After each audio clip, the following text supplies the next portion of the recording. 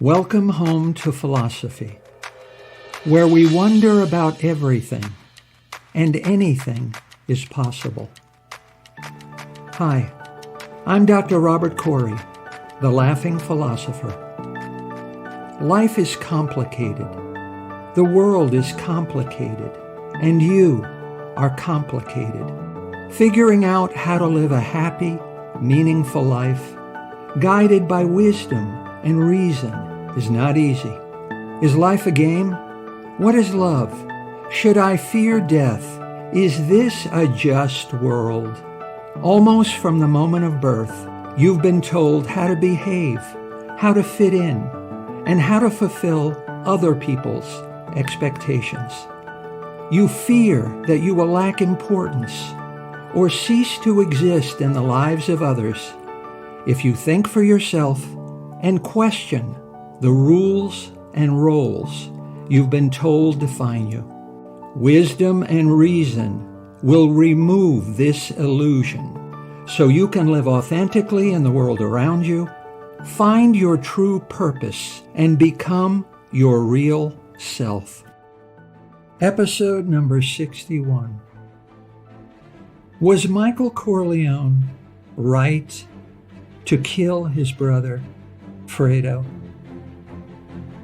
At the end of The Godfather, Part 2, Michael Corleone kills his older brother, Fredo Corleone. Was Michael Corleone's decision to order Al Neri to murder his brother Fredo moral or immoral? Was the act itself justified? Is Michael Corleone a good person or a bad person? It's been 48 years since the film's 1974 release, and fans continue to argue over the meaning of Fredo's death and the morality of Michael's decision.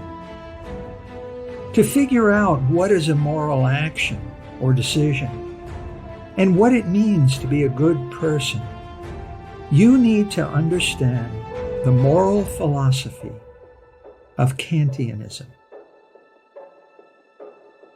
Kantianism is the philosophy of Immanuel Kant, the brilliant 18th century German philosopher. Kant wanted to provide the individual with guidelines when making moral decisions and engaging in moral actions. Similar to the golden rules proposed by Jesus and Confucius, discussed in episode 43, based not on the dictates of a supernatural being or spiritual authority, but on individual responsibility, duty, and personal commitment to goodness. Kant was an opponent of the competing moral theory known as utilitarianism, which defined a moral action or decision entirely in terms of its results or consequences. Kant believed that the morality of an action or decision should not be based on its outcome. Utilitarianism, introduced by Jeremy Bentham and others, emphasizes utility, the idea of an action being more useful and more beneficial for more people. Under utilitarianism, a moral action is one which produces the greatest happiness or pleasure for the doer and others. So its consequences are all important in determining the morality of an action. If an action results in greater happiness, then it is morally right. If more people benefit from an action, then it is considered good. Correct moral behavior is determined by analyzing an action's consequences. Sum up the good and the bad consequences of an action, and a good action is one where the good consequences outnumber the bad.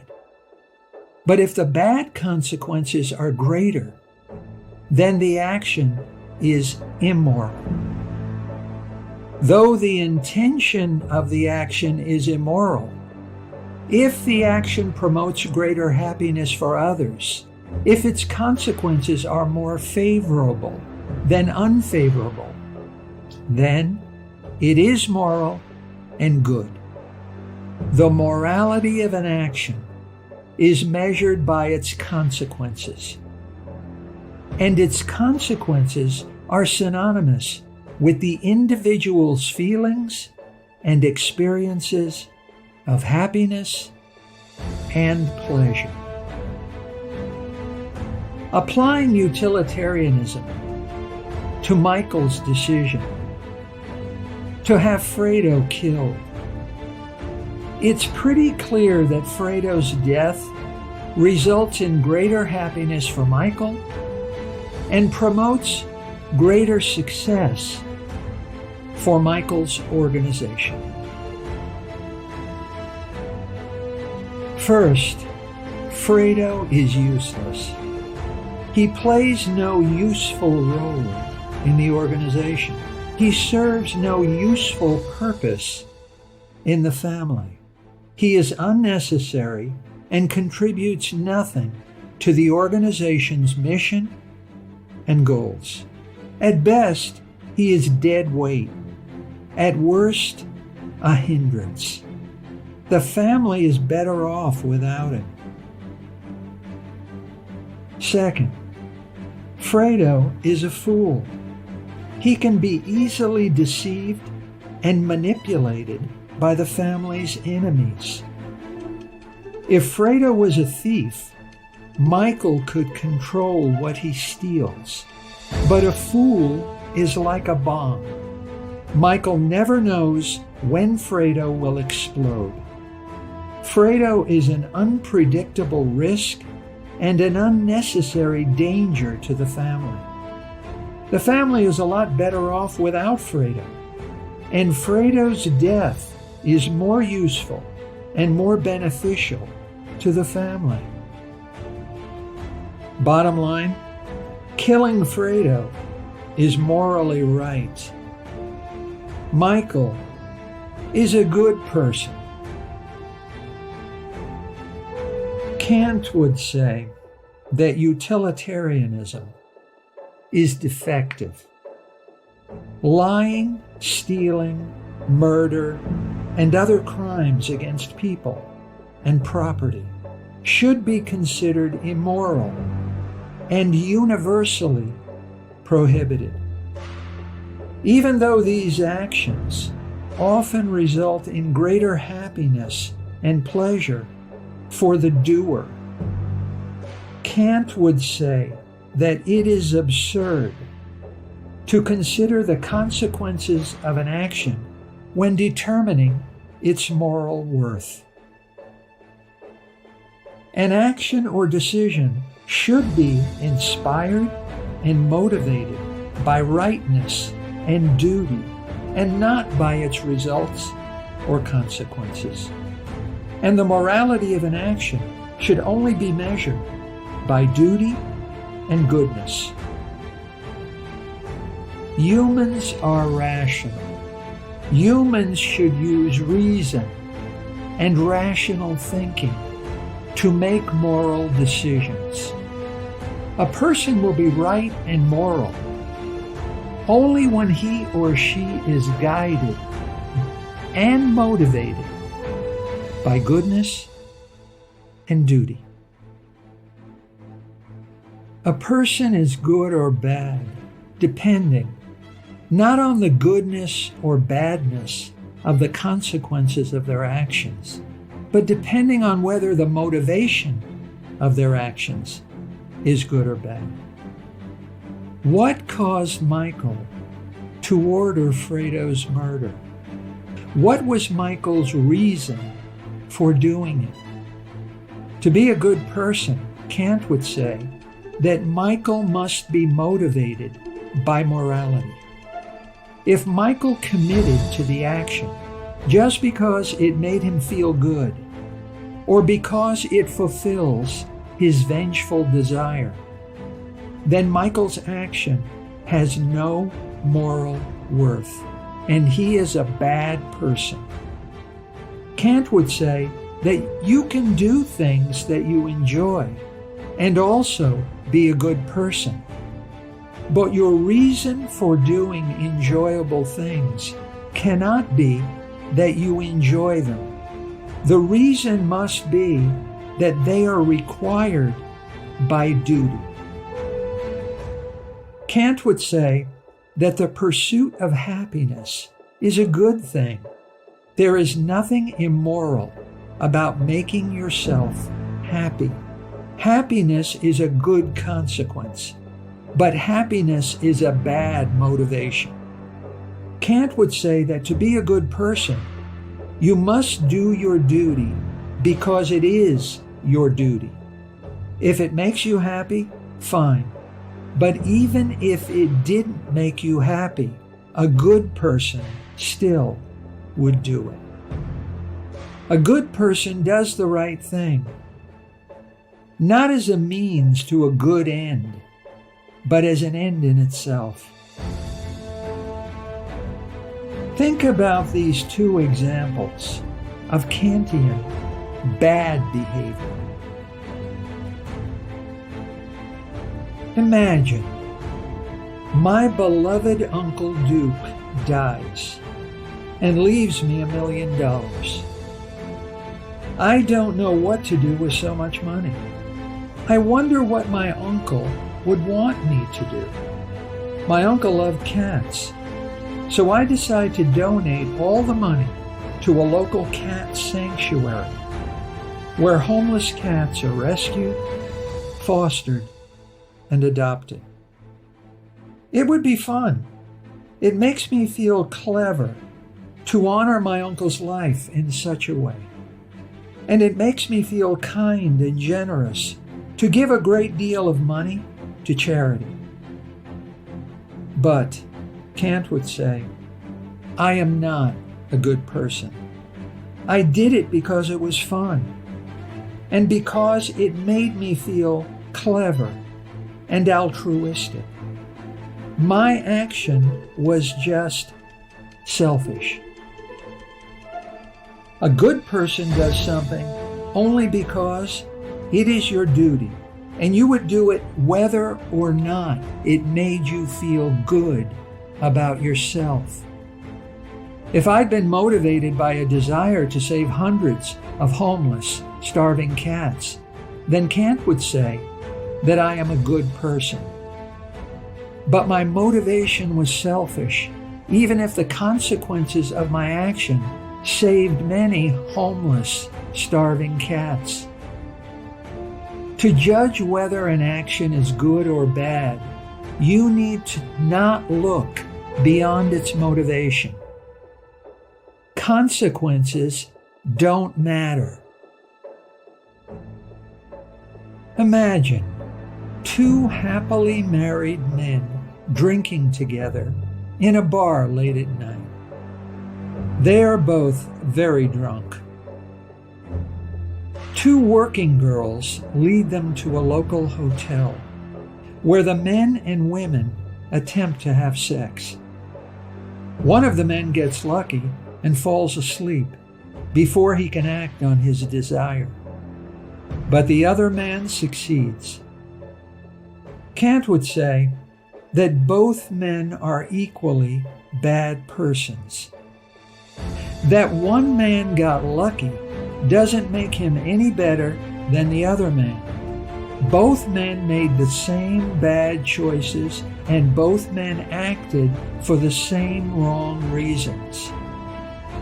On the other hand, if two people act for the right reasons, then both are equally good persons, even if bad luck happens to cause bad consequences as a result of the actions of one of them.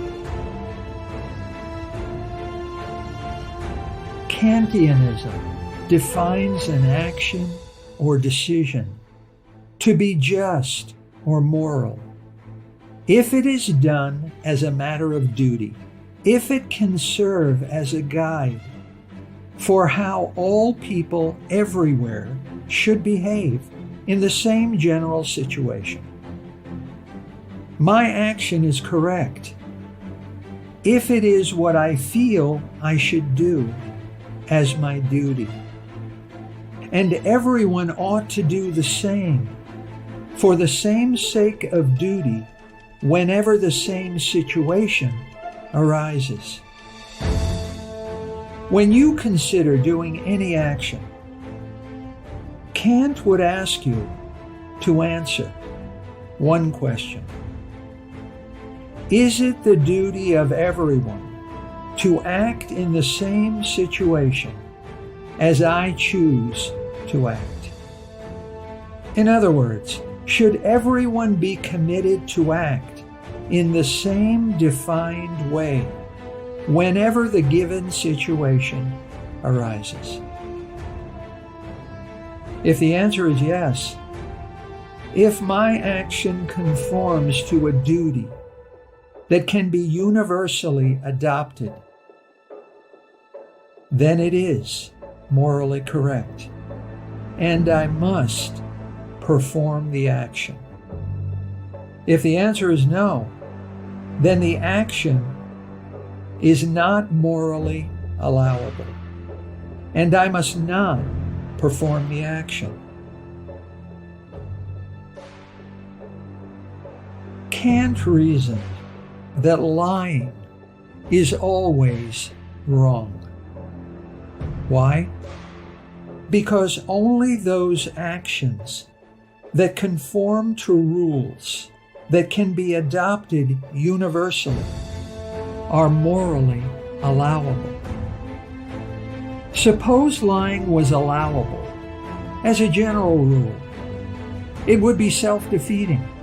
Everyone would stop believing everyone else, and there would be no purpose in lying. So lying cannot be adopted universally and is not morally allowable or wrong. Now, let's apply Kantianism to Michael Corleone's decision to have his older brother Fredo killed at the end of The Godfather Part 2. Was Michael's decision moral or immoral? Is it or is it not the duty of everyone to act in the same situation as Michael chose to act? Does Michael's action conform to a general rule that applies to everyone as a matter of duty? Perhaps the one defining essential characteristic of Michael's personality is his profound love for his family. All of his most shocking actions and decisions seem to be driven by Michael's desire to protect his family and its interests at all costs. At the end of The Godfather, Part 1, Michael orders the murder of the leaders of the 5 preeminent crime organizations, also known as the 5 families, in order to protect his family, as well as expand and consolidate the Corleone family's nefarious empire. So, to order the death of his brother appears to be self-defeating and self-contradictory. However, looking more closely at Fredo's role in the family, may provide a clue to understanding Michael's thinking. First, Fredo is an embarrassment. He is exiled to Las Vegas on the pretense of learning the casino business under Mo Green, a ruthless casino boss. Fredo disgraces the Corleone name by impregnating waitresses 2 at a time, by assuming the role of Green's lackey, and by allowing himself to be treated like a fool and physically reprimanded in public. Worse, when they argue over a business proposition, Fredo sides not with his brother Michael and the family's interests, but Fredo backs Green. Michael must warn Fredo never again to go against the family. Second, Fredo doesn't pay attention. As The Godfather Part 2 begins, Fredo should be well aware of what Michael does to those who betray him. Even a family member, like brother-in-law Carlo, and even Tessio, his father's longtime associate and confidant, to whom secrets have been confided, receive bloody revenge for crossing Michael. Nobody goes against Michael and lives. Fredo can't think and reason for himself. Third, Fredo is weak and stupid. He is easily led astray. Hyman Roth manipulates Fredo into helping him attempt to assassinate Michael and seize the Corleone family empire. But this time, Fredo is not just a fool. Fredo's betrayal is intentional. Fredo cannot accept being denied a leadership role in the family and cannot accept being the family's flunky. So Fredo intentionally lies to Michael. Roth sets a trap, and Michael only barely survives. Applying Kantianism, it is Michael's duty to serve and protect his family.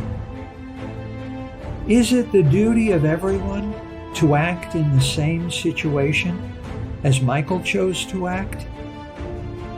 The answer is yes. Michael decides to kill Fredo only because it is his duty, a duty that can be universally adopted, a duty that must be performed whether or not it makes you feel good. Michael's only reason for killing Fredo is that it is required by duty. It doesn't make him feel better about himself or his family's business prospects. In The Godfather, Part 3, Michael feels so guilty about his decision that, weeping, he confesses the murder of Fredo, his mother's son, to the Roman Catholic Church's future pope. Michael doesn't want to kill his own brother. Time after time, Michael forgives Fredo for his poor judgment and unintentional mistakes and blunders. But when Fredo knowingly conspires with Roth, his betrayal is unforgivable. It is Michael's duty to kill Fredo. It is the duty of everyone to kill Fredo in the same situation. Michael did the right thing. Fredo must die.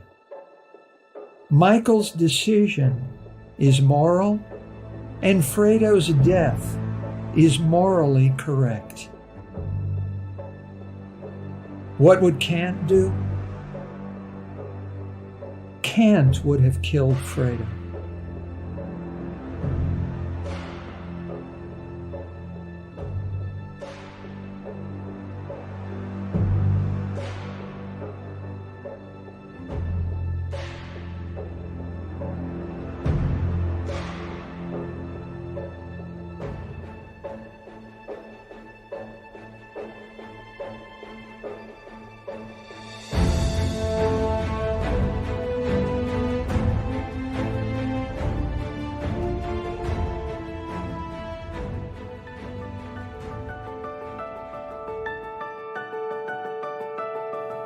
Thank you for listening. I hope you will take what you've learned and be a better person. Think for yourself. Question everything. Accept nothing that does not agree with your own reason and good sense. And I promise you, despite its sham and drudgery, you will get on pretty well in this crazy world. I'm Dr. Robert Corey. Until we meet again, be good.